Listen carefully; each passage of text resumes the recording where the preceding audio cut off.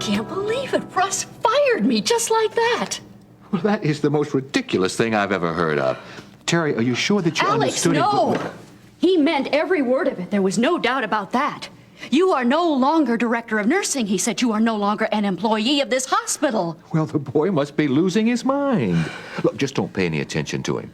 The only man with authority to fire you is Lester Lewis. No, Russ claims he has that authority. I still can't believe it. Hey, No, Alex, what is happening? Is this some kind of a nightmare? look, just calm down. What am I going to Terry. do? Look, just hold on. Now, this isn't over. Not by a long shot.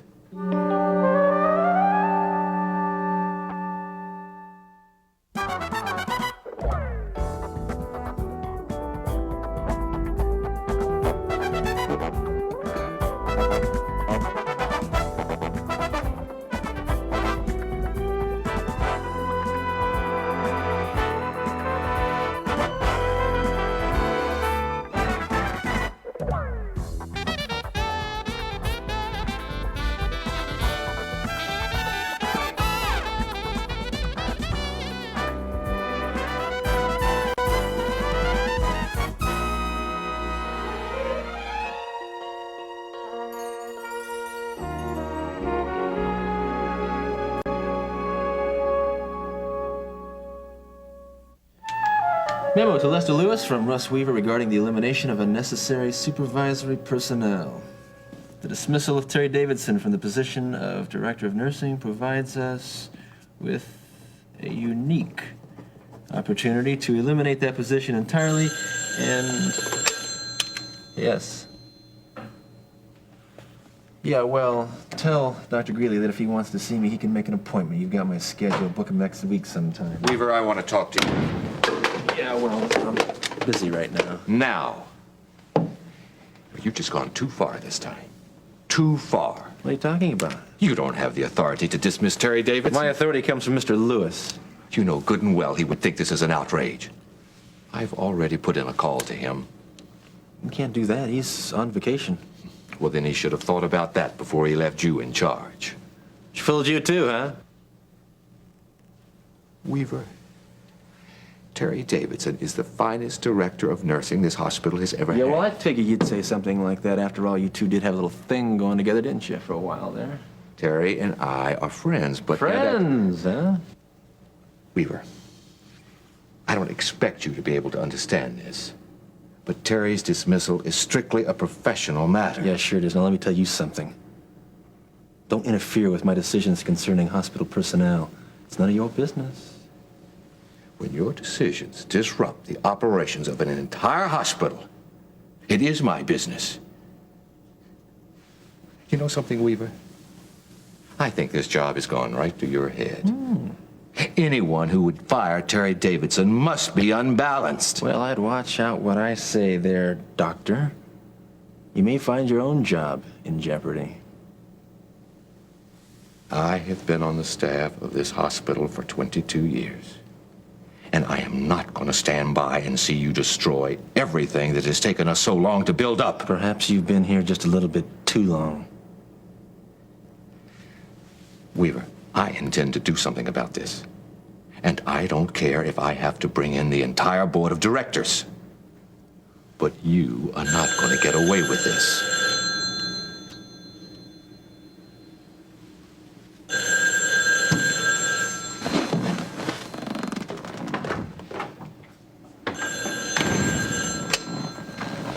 Yes. Vince. Yeah, as a matter of fact, send him in. Boy, that guy looked like he was ready to explode. Yeah. What's the problem? No problem. You just been here a little bit too long, that's all. But I think I can take care of that.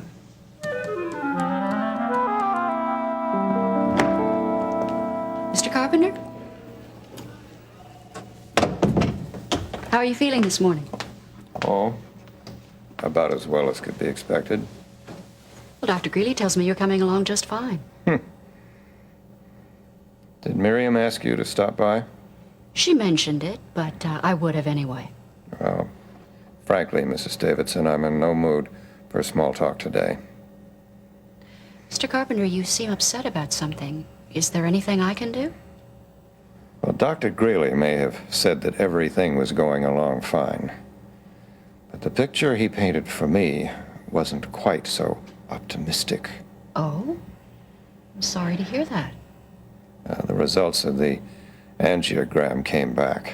He says there's a partial blockage on 2 arteries and total on another. The anterior artery. That's right. And what that means is a triple bypass operation. As I understand it, they take a vein from my leg and... Yes, that's pretty much what's involved in the procedure. I know it sounds complicated, but it's a well-established surgical technique. Well, last year in this country alone, there were over 100,000 bypass operations performed. How encouraging. Unless, of course, you're the one that's going under the knife. I understand. Do you? I wonder. How can anyone understand what it's like to lie here and wonder what's going to happen? That your life is... Mr. Carpenter, I know how difficult this must be for you. I've never really thought very much about death. But now that's all I think about. And I can't believe that this is all there is. To life, you mean? Yes. It's difficult to explain. I feel I'm not ready yet. The kind of man I've been. Many things that I do differently. There's always time to change, Mr. Carpenter. That depends on what happens on that operating table, doesn't it?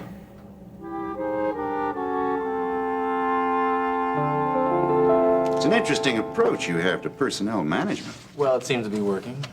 Like a loaded revolver beats 4 aces every time. What do you say that we don't look too closely into certain areas of each other's lives, Vince? Who's looking too closely? Certainly not me. End of conversation.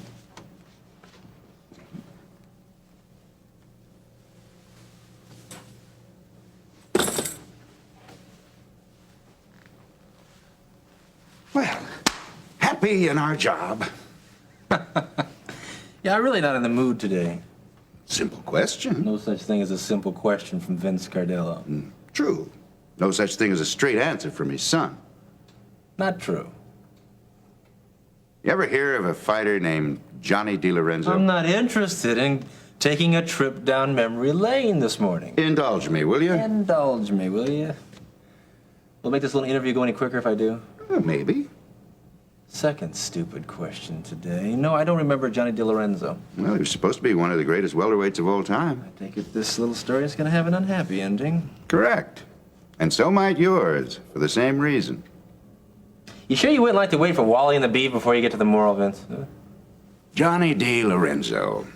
You see, his problem was that he promised more than he could deliver. Got a little taste of success, went right to his head.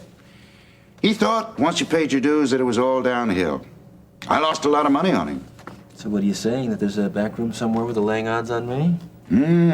Yeah. Yes, maybe. Take it then, Vince, because I'm going the distance. No, I don't think I will. I don't like to make the same mistake twice.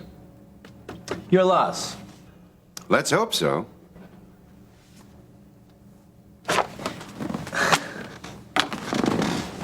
Look, I'm not letting anything get to my head.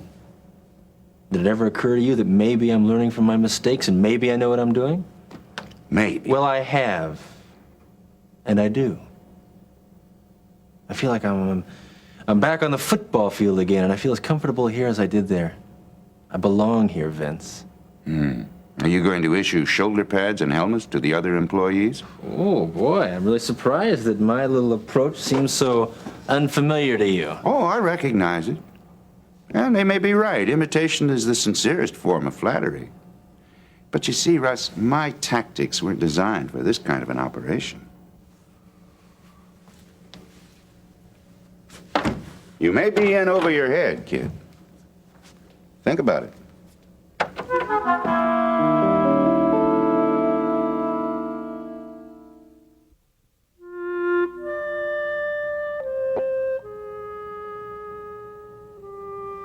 Mr. Carpenter, your attitude is just as important as anything the surgeon does.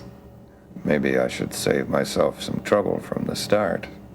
Oh, I realize this is difficult for you. Do you?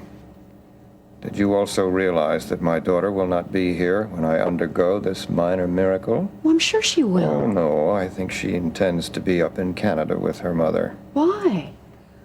Well, maybe she's just trying to get even. Well, that doesn't sound like Miriam. Mrs. Davidson. Wait a minute. You just found out about this surgery this morning. Yes, but Miriam doesn't even know about it yet. Now, I'm sure when she does, she will change her plans and stay here with you. don't count on it. Mr. Carpenter, your daughter loves you very much. I think she will. As a matter of fact, I wouldn't be surprised if your wife came back. Oh, wouldn't that be lovely? And we could all be a big, happy family again. Mrs. Davidson, do me a favor. If my wife does come back, keep her away from my life support equipment. I would point out that she's suing me for everything I'm worth. It would be better if I died. And then she wouldn't get a penny.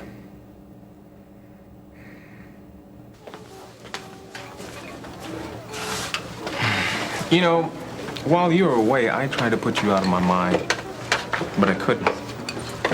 Thanks. I used to wake up late at nights thinking about you. You can ask Mom. I practically drove her nuts walking around the house all late hours of the night, and I don't think either one of us got any sleep. I thought about you, too.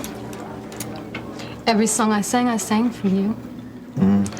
Lionel was, constantly after me to put some upbeat music in my act, but I couldn't do it. I couldn't fake it. So I kept on singing the old songs, the sad ones, right from my heart. And when I finished, there wasn't a dry eye in the house. Oh, you know, maybe now, lady, you can start singing a different song. Maybe we both can. Yeah, look, you know, we might as well admit it. We belong with each other. Is that what you want? Yeah, that's what I want more than anything else in the world. Me too? Well, I mean, now that that's all settled, I mean, it seems like the rest should be simple. Is it? Well, I guess we can move back in. I guess that would be a start. A start? What do you mean? Gene, do you think we're being practical? I mean, what if we start fighting again and we split up? I told you I don't want to drag Jimmy through that again.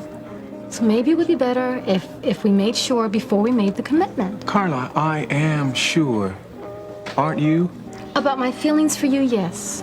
The future? The future? Carla, who can say what's going to happen in the future? Who knows? I mean, we ought to live today. Live for the present. All I know is that I want to be with you and Jimmy. And I want that too. I did a lot of praying while I was away. And I came back because I felt a leading from the Lord. It's time for us to start working out our problems and become a family again.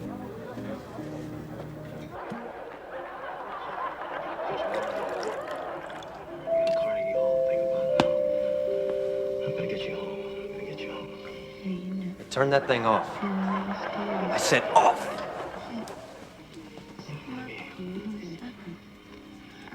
Now get out of here, both of you.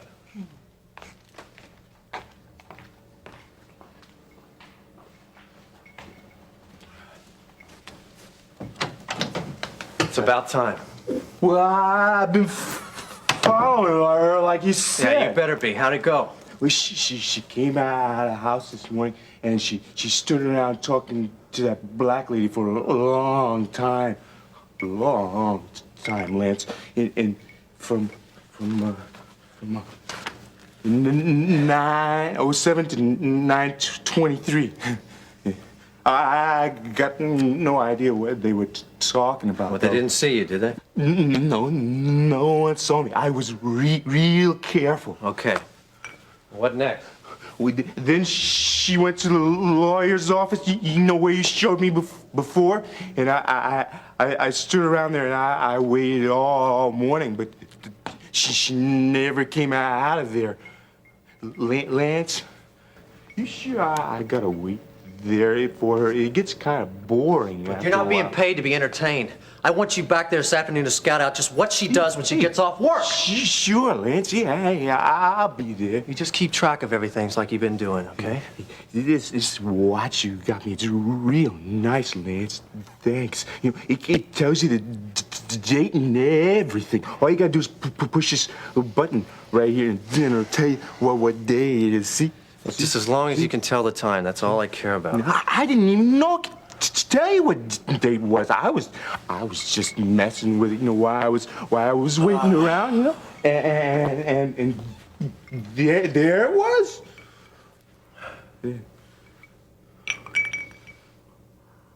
Hey, Lance. Yeah. Nothing. Just thanks for the watch. That's all. What's the matter with you? You know no drinking on the job. Right. Ronnie doesn't let me do no drinking while I'm working. Right. Lance, you lied to me about Babs Farley. You said she had black hair. She does. No, she don't. What are you talking about? It's blonde. I seen it. It's real pretty. You stupid jerk. What did you do? Did you follow the wrong broad? No, I swear. She came out of the house like you said, and she went to the lawyer's office just like you said. If you screw this up, you're gonna get it, buddy. No, I got the right girl. I know I do. She just got the wrong hair, that's all. Well, maybe she dyed her hair. I'm gonna check it out. I don't want any mix-ups this time. You got me? No mix-ups. I promise. I done it right. Yeah. If you blow this, we're dead. Both of us. I you got that? said I got it right. I gave you a break here. Now, don't you blow it for me. I won't, Lance. I like it here a lot. Did you say what I thought you said? What do you think I said? That you're willing to go to a marriage counselor? Yes, if that's what it takes to put our marriage back together. Yes, I'm willing to do that. I mean, I'm not gonna let anything keep us apart. And least of all, my stubborn pride, if that's what you want to call it. You really mean it, don't you? Mm-hmm. I just knew the Lord was bringing me back here. And what you said just convinced me we're going to make it this time. I know it. Well, you know what else, lady? I've decided that I'm gonna keep an open mind about everything concerning us. Well, what made you change your mind? One night, I came over to see you, just before you left. Jimmy was at a friend's house, and you were sitting in the dark, eating a TV dinner. I remember. And I said that we were passionate people. You remember that? And that made our good times incredible. And the bad times unbearable. Yeah. Yes. I also said that I was afraid of what it would mean if we changed and afraid of, well, what we would lose if we didn't. But I was wrong. The passion that we had for each other may have made us strong for a time, but that was only for a little time. And I mean, it weakened us in more ways that we haven't even been able to overcome yet. But my love for you shouldn't be based on those kinds of expectations. Now, I'm willing to get help because I'm hopeful that beyond that first passion, there's another passion that springs from meeting each other's needs. And I want to meet your needs. I love you. I know that there are more specific problems, Carla. My difficulty with the men in your past, but that stems from, well, a deeper problem. Where did you get this newfound awareness from? Are you ready for this? I don't know. Babs. Babs. Babs. She may not be a marriage counselor, but she seems to be an expert when it comes to husband and wives. Well, she would know a lot on the subject. You know, something else that little lady did? She helped me to realize that there was two sides to every question in a marriage. And what's important is that the two people involved talk openly and honestly. Yeah, that's right. That's exactly what she said. But more important than that is that you're willing to put aside your own interests in favor of the other person. Now, I know that may seem like a difficult thing to do, but I think it would help put a lot of divorce lawyers out of business. Babs sounds like she knows what she's talking about. Maybe I should drop by and have a chat with her myself. Yeah, I say that's not a bad idea, lady. Sure helped me to change my way of thinking on a lot of things.